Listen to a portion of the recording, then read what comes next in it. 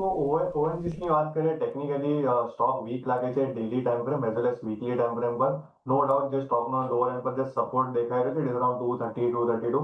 સો તમારા કોસ્ટ પાસે તો તમે એક્ઝિટ કરીને બીજા સ્ટોકમાં સ્વિચ કરી શકો છો દેટ ઇઝ પેટ્રોન એલએનજી ત્યાં બી તમે જો ડેલી ટાઈમ ફ્રેમ પર એક મેજર સપોર્ટ છે અને વીકલી ટાઈમ ફ્રેમ પર બી કંઈક ને કંઈક સ્ટોકે મલ્ટિપલ ટાઈમ સેમ લેવલ પર સપોર્ટ લીધું છે 268 270 ના રેન્જ પાસે.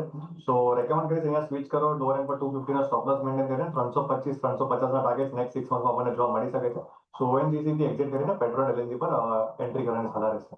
ઓકે, તો ઓએનજીસીમાંથી મે બી એક્ઝિટ લઈ લો, પણ પેટ્રોનેટ એલએનજીમાં તમે અહીંયા કામકાજ કરી શકો છો જ્યાં તમને નેક્સ્ટ વીકમાં જ ગેઇન્સ મળી શકે છે. ઓએનજીસીનો ટ્રેન્ડ આપણને એટલો સારો નથી લાગતો હમણાં, એટલે તમને બહુ ગેઇન નહીં થાય. તમે 6 મહિના પણ વેઇટ કરશો તો તમને બહુ ગેઇન અહીંયા જોવા નહીં મળે. તો મે બી ક્વિકલી ફાસ્ટ તમે અહીંયા એક આ જ સેક્ટરમાં અહીંયા સ્વિચ કરવાની તમને સલાહ મળતી દેખાઈ રહી છે પેટ્રોનેટ એલએનજીમાં.